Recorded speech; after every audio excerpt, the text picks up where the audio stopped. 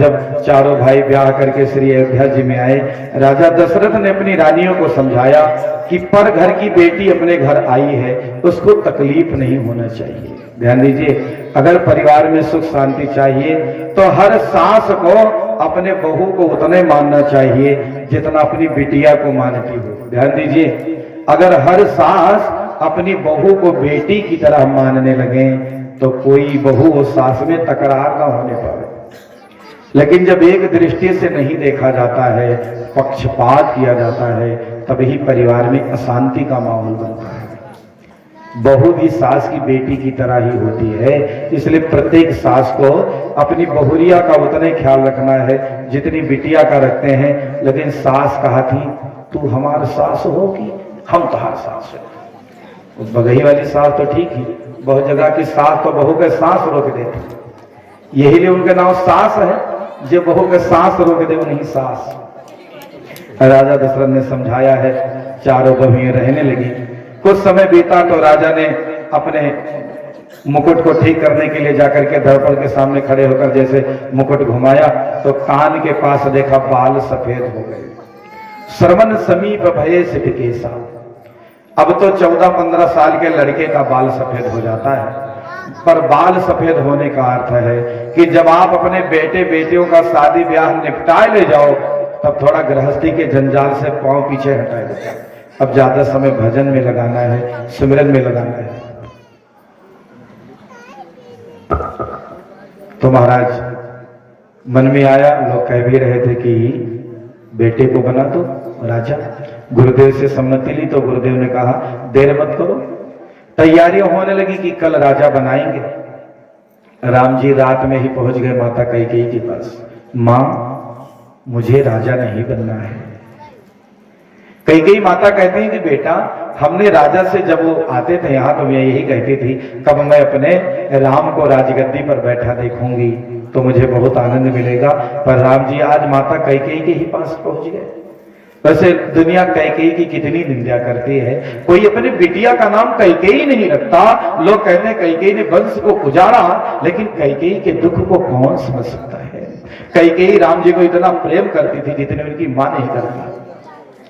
बहुत विदुषी महिला है कैकेयी। एक घटना आपको निवेदन करूं।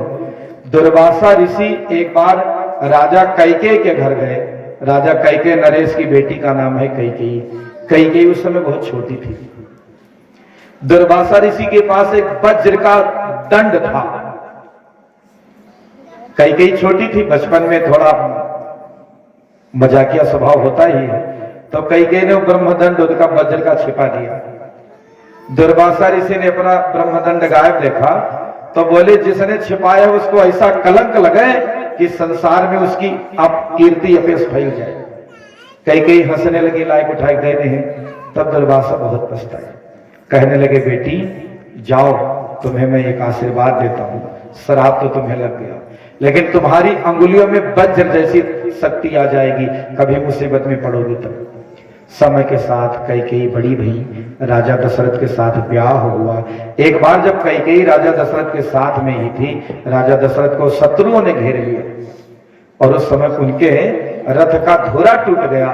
तब दुर्वासा ऋषि का वही श्राप काम आ गया, उनकी अंगुली वज्र हो गई और रथ में लगा दिया और युद्ध जीत गए। तब राजा ने कहा कैकेयी मैं तुमसे प्रसन्न हुआ, इसलिए जब तुम उचित समझना 2 वरदान मांग लेना, हमारे पास रखा है। आज राम जी ने वही वरदान की दुहाई दी, मां एक हमारे भाई भरत की राजगद्दी मांग लो, दूसरा हमको वनवास। सब रोए थे राम के बन जाने पर, लेकिन राम जी कितने प्रसन्न थे, उनका मन का हो गया था। माता कैकेयी ने कहा बेटा हमको अपेश दिलाओगे? राम भरत मेरे 2 आंख की तरह है, चाहे राम राजा बने या भरत। लेकिन राम जी कहते नहीं मां, हमको बहुत बड़ा काम करना है, जंगल जाना है। तो कैकेयी ने कहा दुनिया भले ही हमको गाली दे, लेकिन बेटे की खुशी में मां की खुशी है। जाओ बेटा, मैं ये कलंक अपने माथे लूंगी। और लिखा है रामचरितमानस में कि भरत को टीका, टीका माने कलंक भी होता है।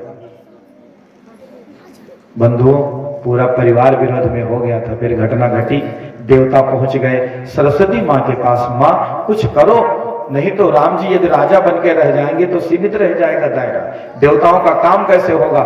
सरस्वती जी आई अयोध्या में, किसकी बुद्धि पलटे। जन्मते ही जो सरजू जी का पानी पिया है उसकी बुद्धि नहीं पलटी जा सकती। एक मिल गया, कौन? कैकेयी जब ब्याह के आई थी तो उनके साथ एक उनकी दासी आई थी मंथरा, उसी की बुद्धियां पलट गई। और फिर मंथरा ने क्या किया आप सब जानते हैं, निमित्त किसको बनाया।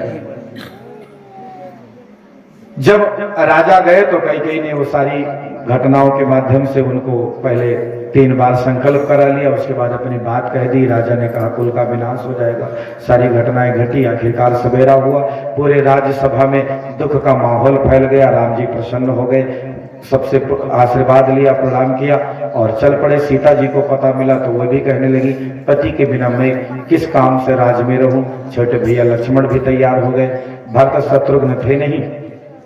तो राजा दशरथ रोते हुए सुमंत्र जी से कहते हैं कि इनको ले जाओ, 2-4 दिन जंगल में घुमा कर ले आना। लेकिन वे चले गए। पूर्वासिन कर विरह विषादा, कहे राम लक्ष्मण संवादा। वन में पहुंच गए, निषाद राज से मुलाकात हुई, गंगा पार किए और कुछ दूरी पर छोड़ करके आए हैं जब निषाद राज, तो सुमंत्र जी बहुत दुखी भय और उनके घोड़े लौट रहे हैं, नहीं जा रहे हैं, किसी प्रकार वापस आए हैं। सचिवा गमन नगर नृप मरना, भरता गमन प्रेम बहु करना। भरत जी आए हैं और राजा का अंतिम क्रिया संस्कार किया। सबने कहा राजा बनो, तो भरत जी ने कहा धरती रसातल में समा जाएगी, मैं नहीं बन सकता। राज्याभिषेक की सारी सामग्री ले, हम लोग चलेंगे वहीं चित्रकूट में, उनका राज्याभिषेक करेंगे। चल पड़े। रास्ते में निषादों ने उनकी परीक्षा ली, परीक्षा में पास भये तो साथ में मिलकर के वहां पहुंच गए और बहुत प्रार्थना किया। अंततः राम जी ने कहा भरत तू मेरा छोटा भाई है, जिसमें तुम खुश उसमें हम खुश, बताओ क्या चाहिए। भरत ने कहा भैया राज्य हम पर न डालो, आप ले लो। राम जी ने कहा ठीक है, हमने राज्य ले लिया, सब खुश हो गए। तो भरत जी ने जब देखा कि स्वीकार कर लिया तो राम जी कहते हैं भरत तुम हमारे छोटे भाई हो, मेरा एक काम करोगे? कहने लगे क्या? तो उन्होंने कहा कि 14 साल तक हमारा राज्य तुम संभाले, तो अपना राज्य ले लूंगा। भरत जी ने कहा कि भैया अगर 14 साल से एक दिन भी देर हुआ तो फिर भरत को जिंदा नहीं पाओगे। राज्याभिषेक में सामग्रियां जो गई थी उसमें खड़ाऊ भी था। भरत ने रखा भैया इस पर अपना पैर रख दो, राम जी ने पैर रखा, भरत जी ने सिर पर खड़ाऊ रखा। चल पड़े, आ गए नंदी ग्राम में, अपनी कुटिया बनाई, सिंहासन पर खड़ाऊ को रख दिया, रहने लगे। कहा जाता है मालिक जब चारपाई पर बैठा हो तो सेवक जमीन पर बैठता है, और जब मालिक ही जमीन पर बैठा हो तब भरत ने कहा कि हमारे मालिक जमीन पर बैठते सोते हैं। तो नंदी ग्राम में उन्होंने गड्ढा खोद दिया जमीन के अंदर, मैं उनके बराबर कैसे रहूंगा, गड्ढे में रहने लगे और राज्य का पालन करने लगे। उधर महाराज भगवान आगे बढ़े तो अत्रि मुनि से मुलाकात हुई। अत्रि मुनि की पत्नी का नाम है माता अनुसुईया। अनुसुईया जी से माता सीता की मुलाकात हुई। सीता जी को माता अनुसुईया कहती है, वैसे आप सती नारियों की भी आदर्श देवी हो, लेकिन आपके माध्यम से मैं कहना चाहती हूं कि संसार में 4 प्रकार की पतिव्रता होती हैं। कितने प्रकार की? 4 प्रकार की। मैंने कई बार कथा में निवेदन किया कि आदमी गुरु मंत्र नहीं लेगा तो बेड़ा पार नहीं होगा, परंतु नारी गुरु मंत्र नहीं लेगी तो भी बेड़ा पार हो जाएगा, क्योंकि नारी के लिए सबसे बड़ा ईश्वर कौन है? पति परमेश्वराय नमः।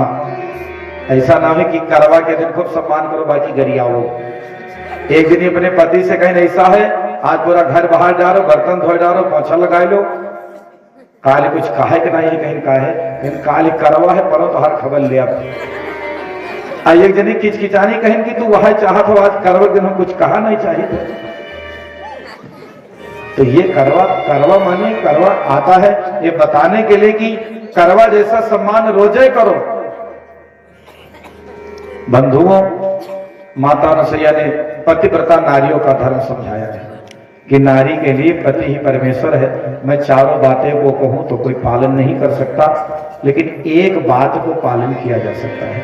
मैं यहां से ऐसी बात नहीं करूंगा जो आदमी पालन ना कर सके, वो केवल सुनने की रह जाएंगी, पर ऐसी बातें हो जो हृदयंगम हो सके। हमारे यहां विवाह की परंपरा है। जिनसे विवाह हुआ वो आपके कौन हुए? यह नहीं जानती? हाँ, बहुत बढ़िया। इतनी काफी पत्ती। एक जगह हमने पूछा कि जिनसे विवाह हुआ वो आपके कौन हुए, तो एक जनी कहीं हमार मनई। तो हम मनई तो नौकर का कहा था। कोई कहा हम 4 मनई राखे हैं, 5 मनई राखे हैं। वो कहे हमारा आदमी। हाँ, बढ़िया। जिनसे विवाह हुआ वो कौन हुए? पति। हमारे शास्त्र कहते हैं कि जिनसे ब्याह हुआ वो तुम्हारा पति हुआ। बाकी उम्र में कोई बड़ा पुरुष मिले तो उसको पिता की तरह, बराबर हो तो भाई की तरह, छोटा हो तो बेटा की तरह समझना चाहिए। ध्यान दीजिए, कितनी गहरी बात है। यदि व्यक्ति इस बात को जीवन में उतार सके तो कितना अच्छा हो जाए कि एक पति और बाकी उम्र में बड़ा हो तो पिता की तरह, बराबर हो तो भाई की तरह, छोटा हो तो बेटा की तरह। और पुरुषों को बताया गया कि जिनसे ब्याह हुआ वो तुम्हारी कौन हुई? हमारे भाई लोग बतावे जैसे ब्याह भाव क्यों हुए? लो, एक जगह हम कथा करेंगे उधर अयोध्या साइड में, तो पूछें जैसे ब्याह भाव क्यों हुए? तब जब भाव में बोलबे न करिए, कहीं हम क्या बोले? छोटे छोटे लड़के बोल पड़ते हैं, तब से न जाने न बूझे। हमने पूछा जिनसे आपका ब्याह हुआ कौन हुई? एक लड़का कहा था मौसी। तो ब्याह मुरहन के लड़के ऐसे अंत संत बोल देते, तो अंदाज मारत है क्यों? तो जिनसे ब्याह हुआ वो कौन हुई? पत्नी। जिनसे ब्याह हुआ वो पत्नी। बाकी अगर कोई महिला मिले आपको उम्र में बड़ी हो तो अपनी माँ की तरह सम्मान करे, बराबर हो तो बहन की तरह, और छोटी हो तो बेटी की तरह। कितना छोटा सूत्र है। यदि हर नर नारी इसको अपने जीवन में पाल सके तो जीवन विराट बन जाए। चरित्र बल ऐसा बल है जो बहुत कम मेहनत से आदमी अपनी जिंदगी में बहुत ऊंचाई पर जा सकता है। और चारित्रिक दोष ऐसा निर्बलता है कि बड़े बड़े ऊंचाइयों को तय करने वाले लोगों को धूल चटा कर रख देता है। इसलिए बंधुओं, चेहरा सुंदर हो या ना हो, अगर चरित्र सुंदर कर ले गए तो जिंदगी चमक जाएगी। किंतु स्वयं से लड़ते रहना काम नहीं आसान।